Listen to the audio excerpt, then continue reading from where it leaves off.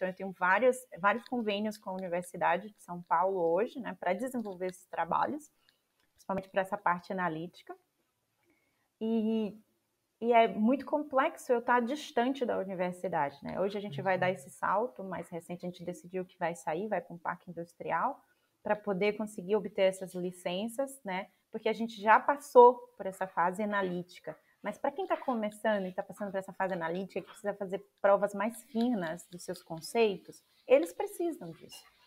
Como viabilizar isso? E a universidade também, ela não é completamente aberta a isso, né? Tipo, como criar este universo que dá para conviver essa parte empreendedora junto com a parte com a universidade, assim, e os interesses se irem juntos, né? O processo é extremamente burocrático na universidade, no tempo que ela demora para lhe entregar os documentos e tudo, a gente já mudou o plano de negócio, principalmente nesse universo de startup. Então, a gente já está fazendo outra coisa. Então, não é comum acontecer isso, ou não é incomum, né, acontecer isso.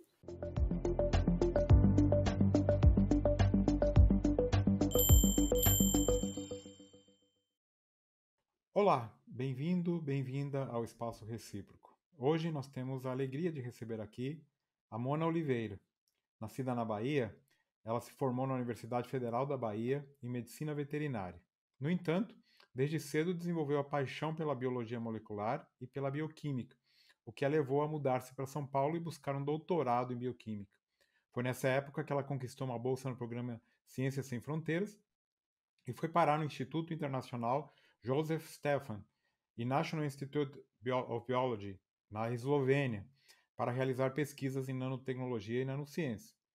Lá ela desenvolveu pesquisas com análise de receptores proteicos em células de câncer, que resultou em um projeto envolvendo o Brasil e a Eslovênia, e onde deu os primeiros passos para a criação da BioLinker. Mona é doutora em ciência biológica e nanotecnologia, com dupla titulação no Brasil, pela USP e na Eslovênia. A BioLinker, por sua vez, é uma startup criada em 2018, com sede em São Paulo, e no ano de 2019 foi considerada uma das 500 startups mais promissoras na área científica pela Hello Tomorrow Challenge.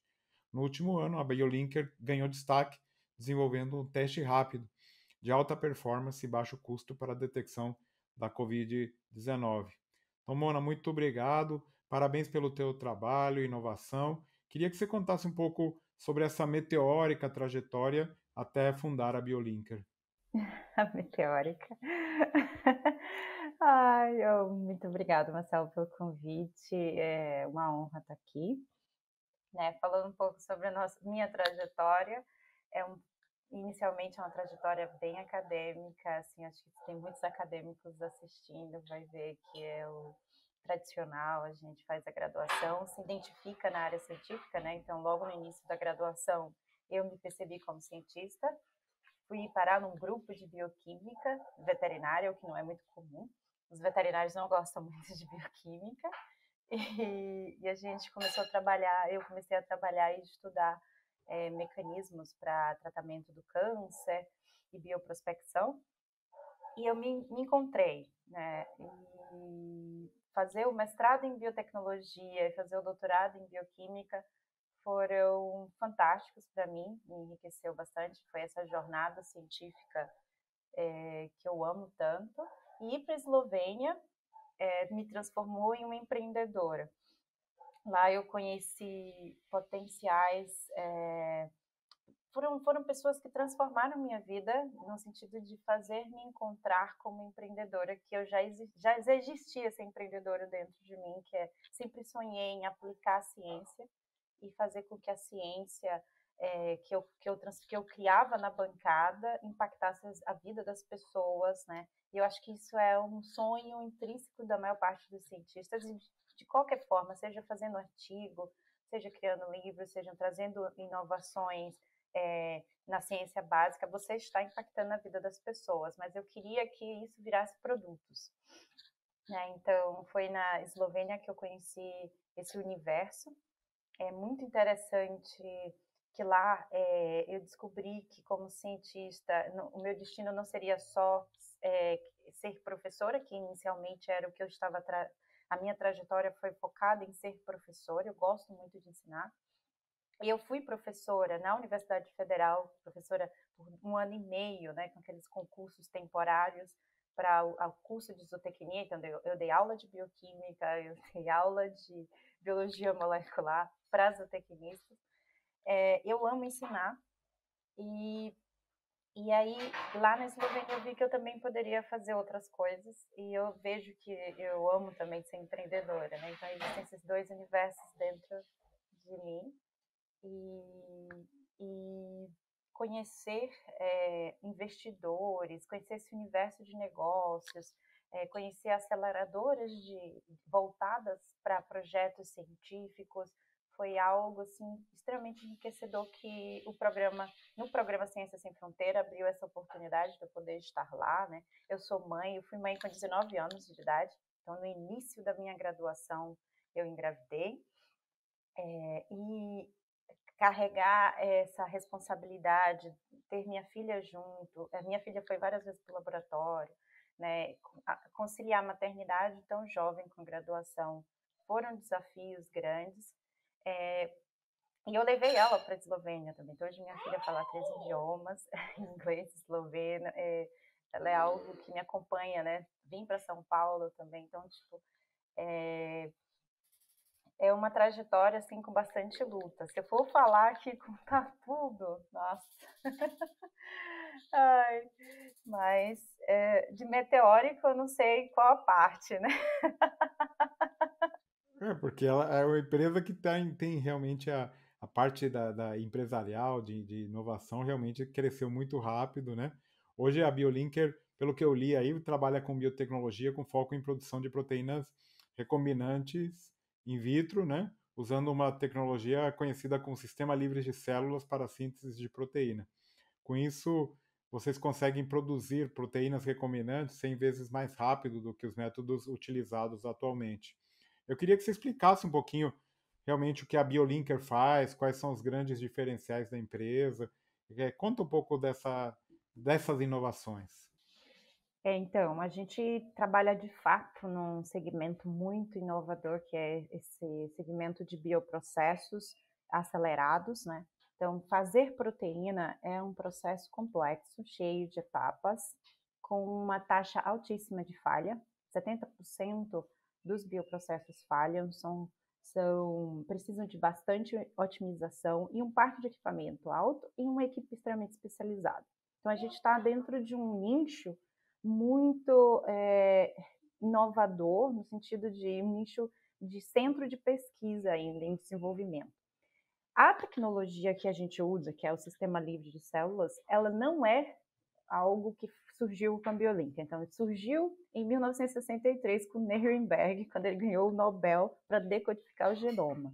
Só que isso foi evoluindo, crescendo ao longo do tempo, uma série de outras publicações. Então, nosso trabalho é fruto de trabalho de milhões de outros cientistas, né, que ao longo do tempo foram melhorando essa tecnologia.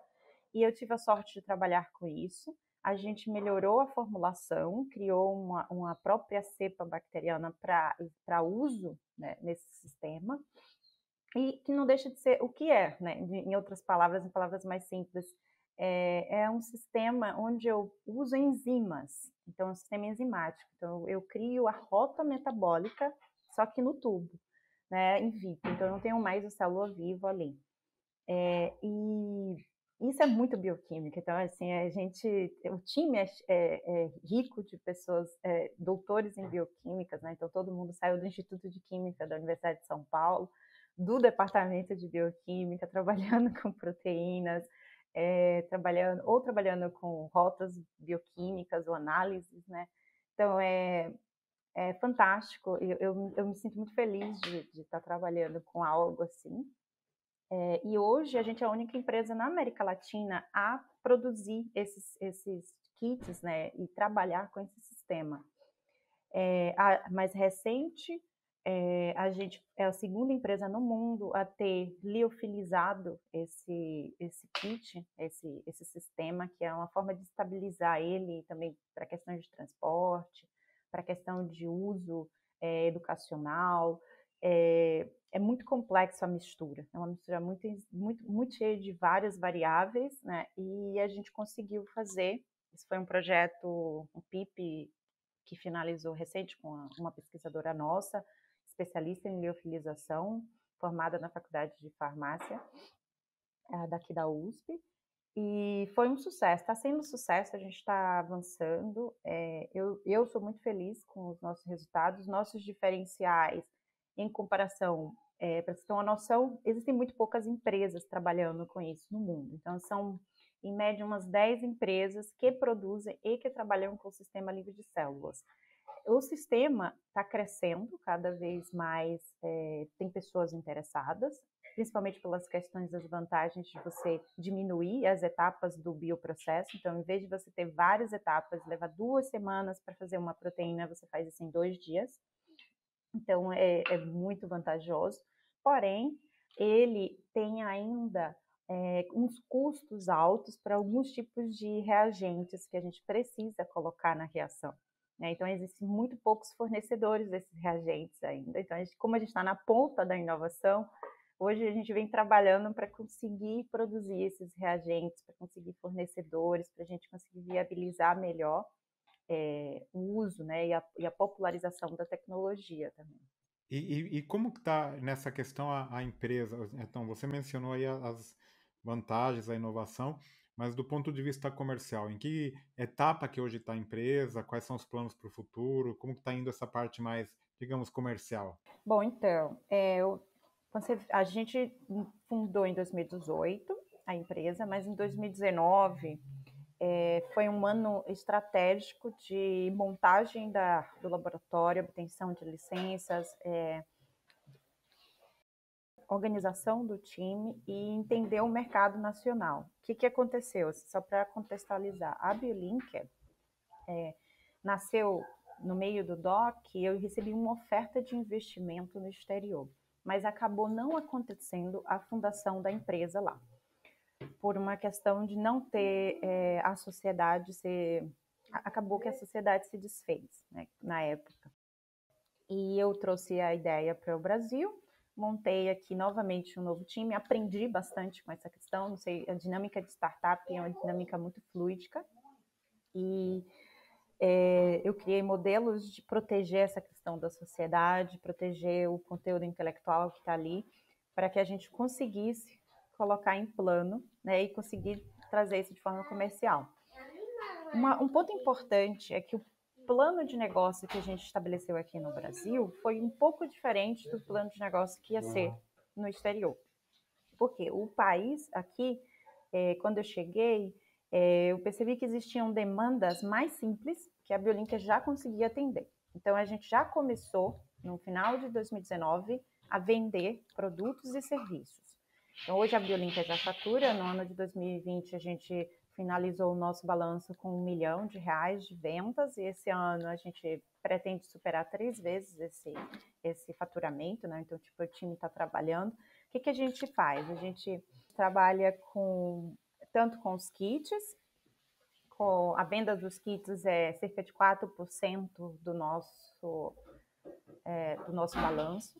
A gente produz proteínas sobre demanda. Uma vez que a gente é especialista em produção de proteína, isso é mais que 40% do nosso orçamento. Então, muitos clientes querem que produza a proteína para eles não sabem produzir, então eles não querem o kit para ele produzir.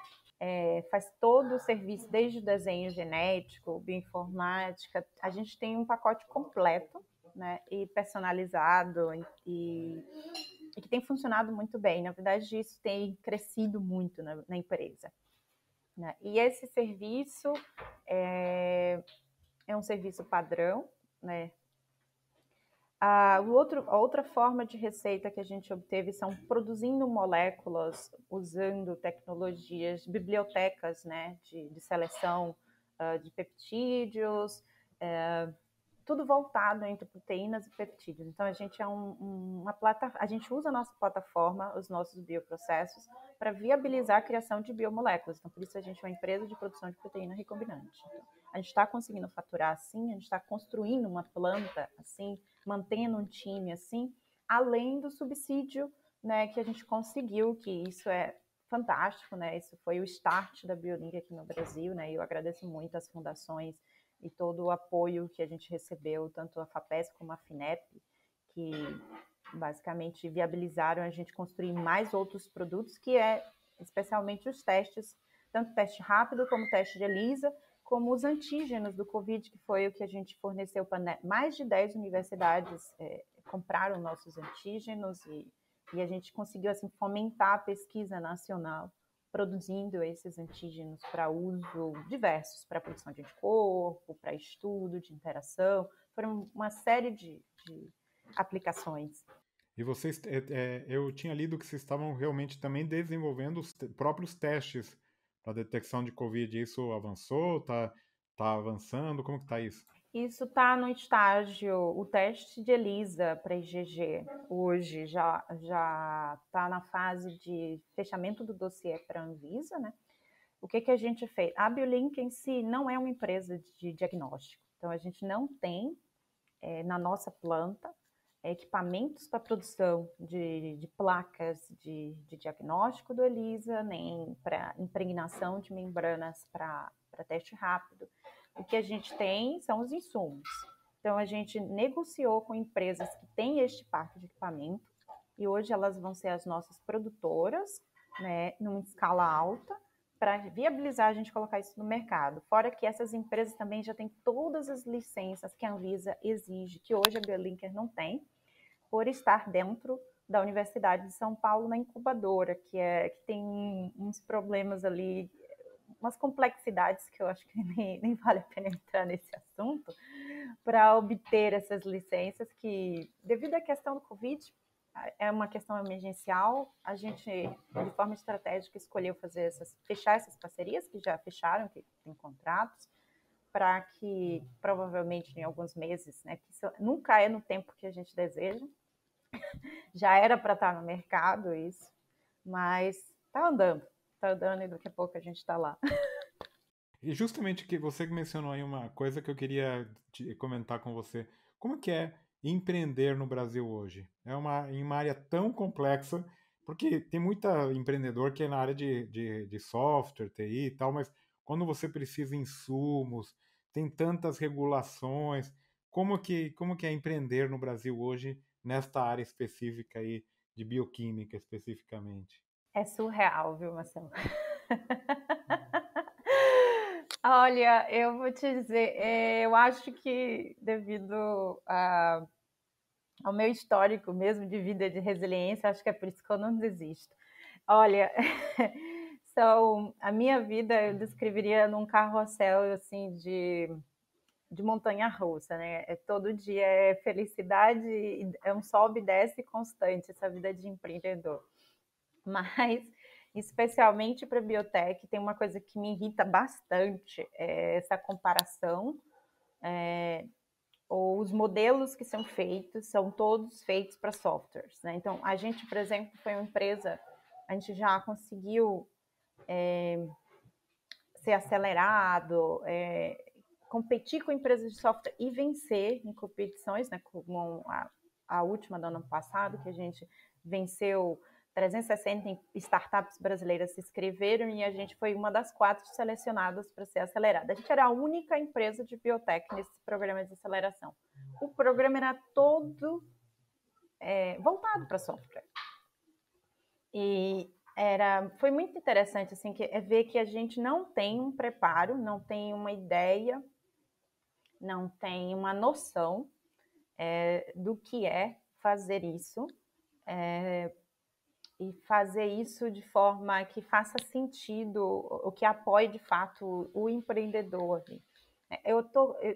Eu falo muito isso porque eu tenho tentado entrar em várias iniciativas para criação, principalmente de laboratórios. Então, tipo, o empreendedor na área de biotecnologia, ele precisa de um laboratório. Ele não tem como, na garagem dele, fazer isso. Primeiro que é ilegal. Né? Então, uma vez eu até bati boca com outros. É ilegal, tipo, não faz sentido. Então eu preciso ter um lugar seguro, eu tenho que manter a segurança das pessoas e eu tenho que ter isso registrado, no mínimo, no CTN Bio, porque eu estou trabalhando com transgênicos. Então, primeira coisa. Aí depois vem, eu tenho lixo biológico, eu tenho que estar registrado na CETESB. Né? Se eu vou ter produtos que vão ser usados por uso humano, eu tenho que fazer registro deles na Anvisa. Então, eu tenho que ter todos os outros papéis e documentos e alvarás. O prédio tem que estar numa área comercial ou uma área industrial de preferência, porque você é um fabricante, né? E nem sempre você vai ter tudo isso perto de parques de equipamentos analíticos, como é o fato da USP. Né? Você tem lá todo um arsenal de apoio. Então, eu tenho vários convênios com a Universidade de São Paulo hoje, né, para desenvolver esses trabalhos, principalmente para essa parte analítica. E é muito complexo eu estar distante da universidade. Né? Hoje a gente vai dar esse salto, mais recente a gente decidiu que vai sair, vai para um parque industrial, para poder conseguir obter essas licenças, né? Porque a gente já passou por essa fase analítica. Mas para quem está começando e está passando por essa fase analítica, que precisa fazer provas mais finas dos seus conceitos, eles precisam disso. Como viabilizar isso? E a universidade também, ela não é completamente aberta a isso, né? Tipo, como criar este universo que dá para conviver essa parte empreendedora junto com a parte com a universidade, assim, e os interesses se irem juntos, né? O processo é extremamente burocrático na universidade, no tempo que ela demora para lhe entregar os documentos e tudo, a gente já mudou o plano de negócio, principalmente nesse universo de startup. Então, a gente já está fazendo outra coisa. Então, não é comum acontecer isso, ou não é incomum, né, acontecer isso.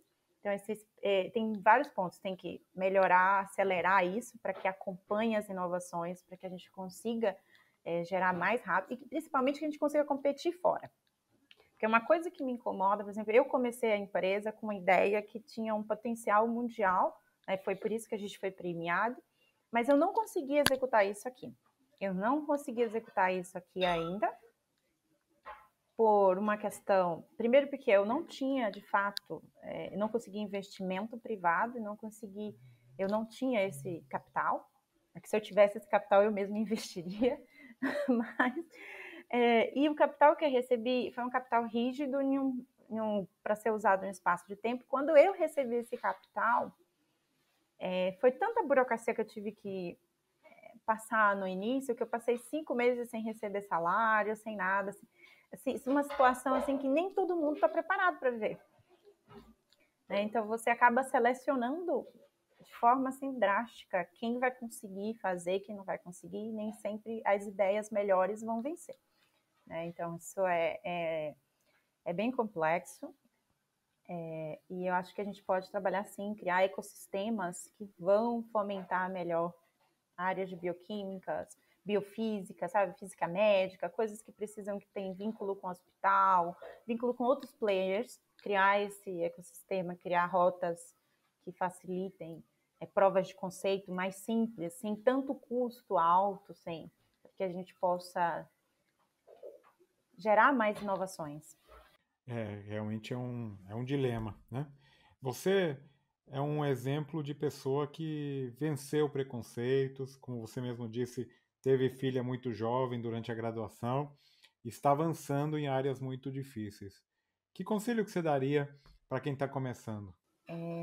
Acho que a primeira coisa que o cientista tem que fazer para ser um cientista empreendedor é aprender a não só escolher bem os seus parceiros da sociedade que você vai estar montando, mas confiar neles, porque você não vai conseguir fazer isso sozinho.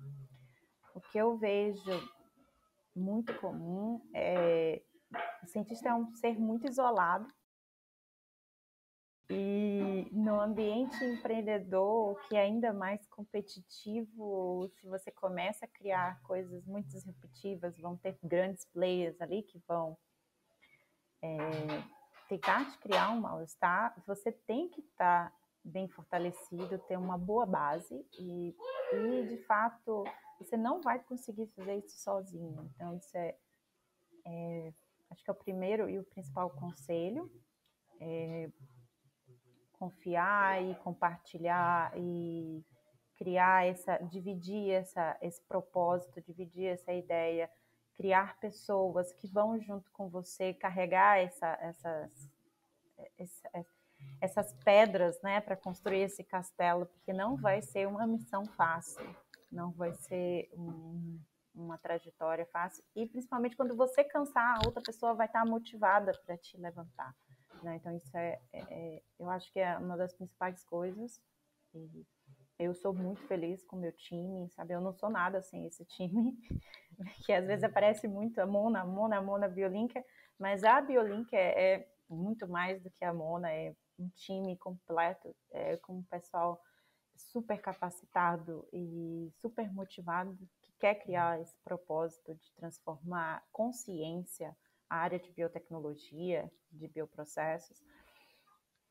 E essa é a principal dica. A segunda principal é as pessoas elas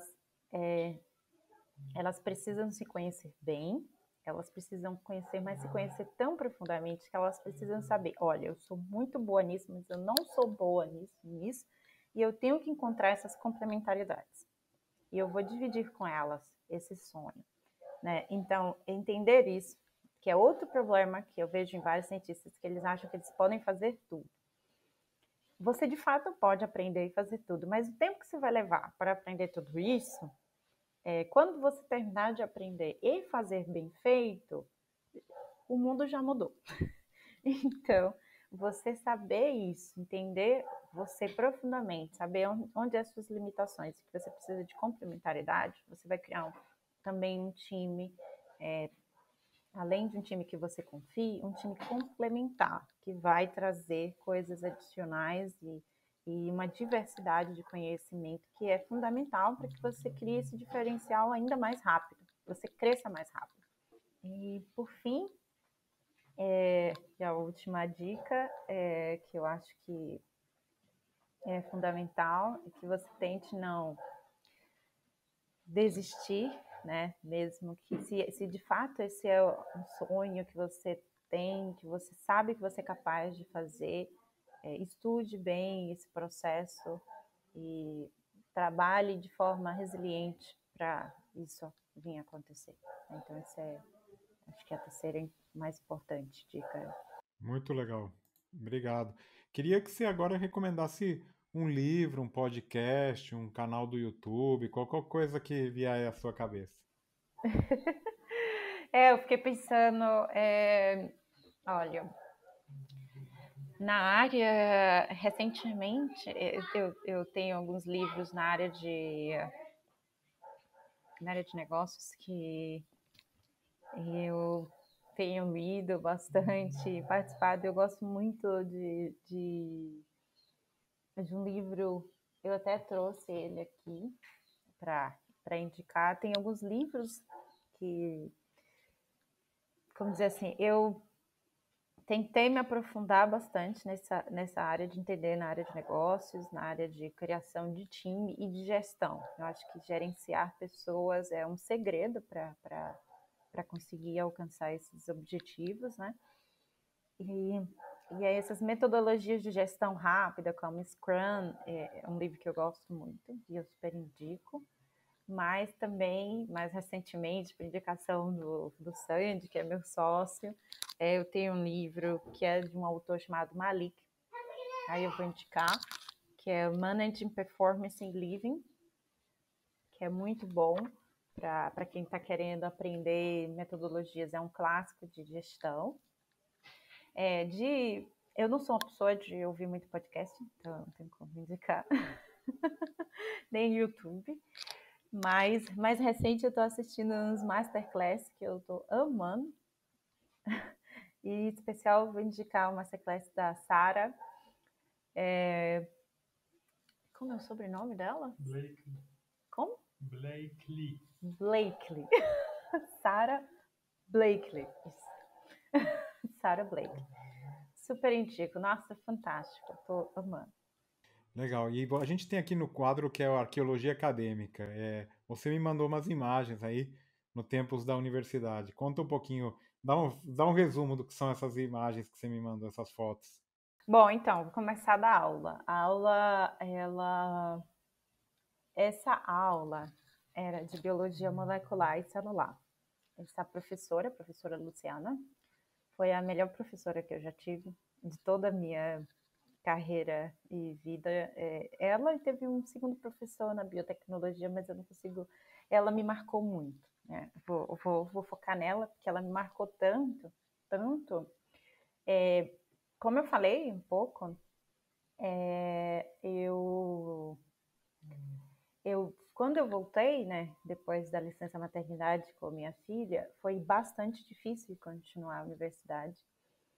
E, em especial, essas aulas de biologia molecular, eu amava tanto, e eu fui tão bem, né, que ela fazia prêmios no final do curso, e ela premiava os melhores alunos, ela premiava cada aluno. O aluno que dormia, ela fazia umas brincadeiras, cada um tinha um nome de uma enzima, de, de algum processo dentro da biologia celular, né? Então, eu ganhei o prêmio DNA porque eu fui a estudante que teve as melhores notas, e eu ganhei esse livro de Lynn Margulis, O que é a Vida. Esse curso, esse momento desse semestre que eu passei, fazer experimentos de PCR, de conhecer, isso me moldou tanto a ser cientista.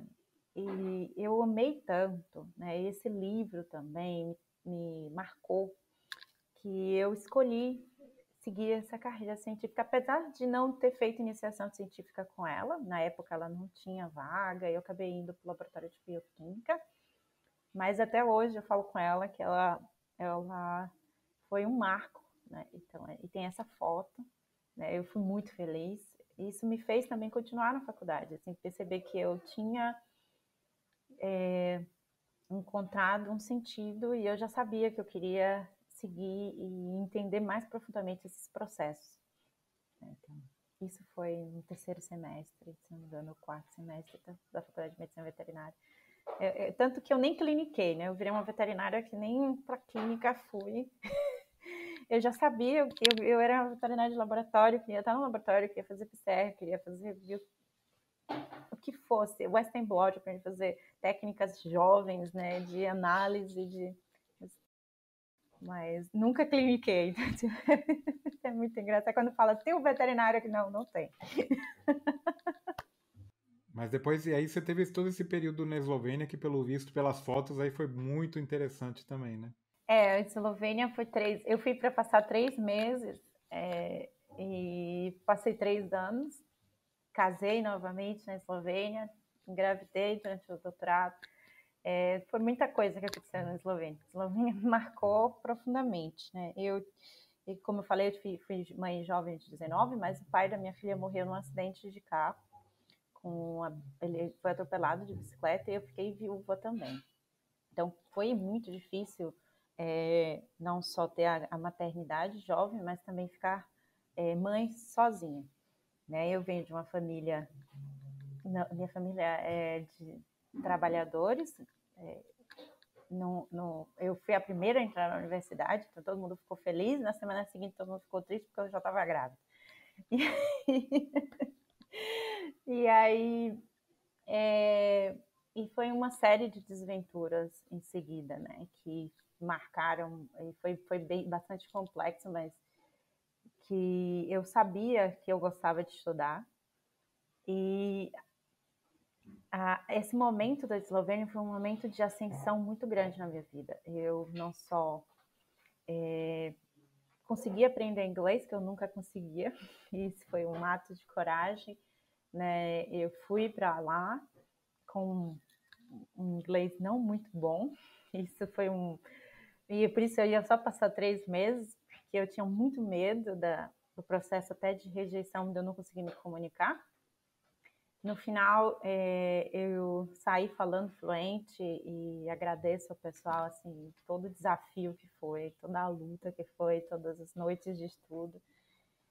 E fiquei 3 anos e foi maravilhoso. Nossa, foi transformador. Levei minha mãe. Muito, muito legal mesmo.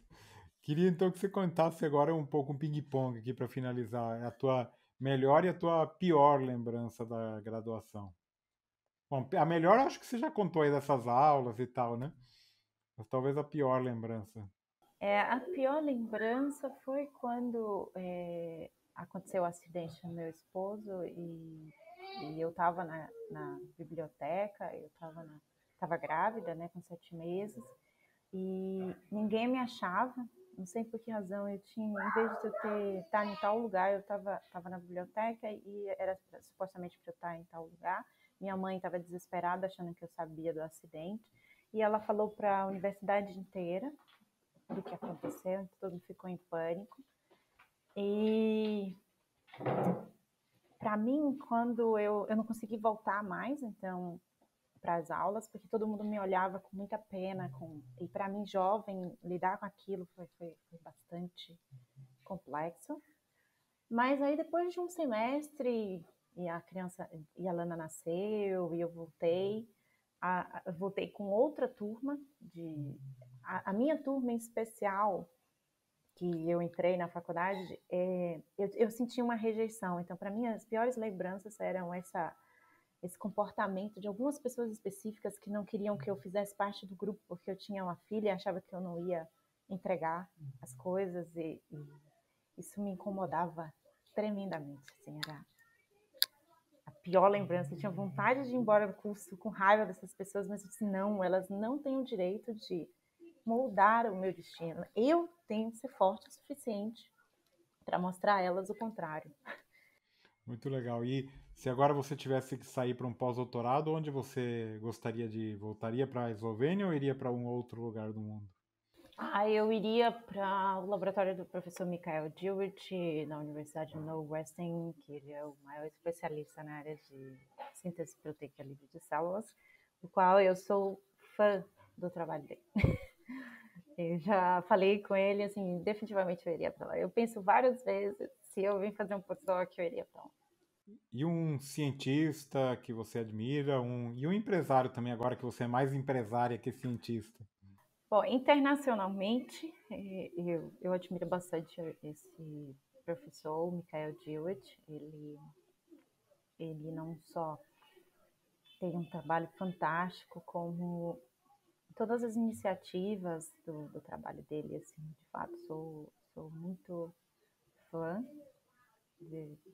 do grupo de pesquisa, das linhas, das propostas, né? E tem uma convergência muito interessante com o que a gente trabalha aqui. Aí eu vou botar assim, nacionalmente, eu tenho admiração por a professora, os dois professores atuais que fazem trabalho conosco, assim, em especial, eu sou muito fã do trabalho do professor Frank Prespilho. Os biosensores que ele faz são fantásticos, assim, eu acho. Não sei se é porque eu não sei fazer, né? Sabe aquela coisa que você olha aqui, nossa, que lindo! E eu aprendi muito com a professora Esther também. Eu sou muito fã do trabalho dela e acho as iniciativas, a parte de epidemiologia, ela trabalha muito bem. Mas eu tive a sorte de trabalhar com excelentes cientistas. A minha primeira professora e orientadora também, a professora Silvia, ela é fantástica. E o professor Henning Urich, meu professor de doutorado também. Então, tipo, eu acho que é muito complexo, né? A gente criar essas referências assim, mas sobre empresários, eu vou pular para a parte de empresários. Eu sou muito fã do Fabrício Bugliosi, do iFood. A gente tem tido contato próximo e mentorias com eles, assim, eu sou super fã da trajetória dele, do trabalho dele, de como ele vê e trabalha as coisas, assim, então, sou fã completa. Bom, e para finalizar, qual que é a tua grande habilidade que não está no teu currículo? Então, eu até botei uma foto. Rio, eu estudei numa escola militar toda a minha infância e eu tive a oportunidade de aprender a montar cavalos na cavalaria da Polícia Militar da Bahia. E simplesmente eu sou apaixonada, assim, eu tinha uma habilidade gigantesca. As pessoas perguntavam, eu fiz hipismo por 3 anos se eu tinha cavalo. Eu nunca, né, montei cavalo na minha vida antes. E eu participei de competições internas e eu gostava muito, né? Mas não seguiu, né? Não tinha condições de seguir. É um esporte bastante caro também.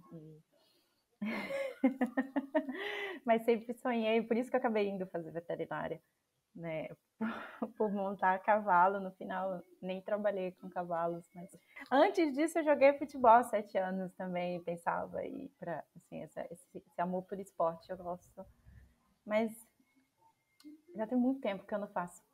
Mas a vida vai nos levando para outros caminhos, né? E é bom que pode sempre fazer um hobby, até continuar nessa expectativa e quem sabe influenciar os filhos para irem por esse lado. Nossa, os filhos de atletas aqui.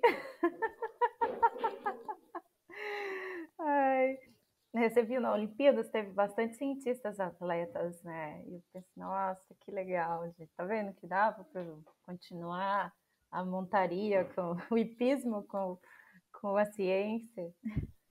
Muito bom, Mona. Obrigado, obrigado pelo teu tempo. Parabéns pelo teu trabalho. Queria desejar um excelente sucesso para a BioLinker e sucesso em todos os empreendimentos que for fazer a partir de agora. Muito obrigado, viu? Muito obrigada a você, professor.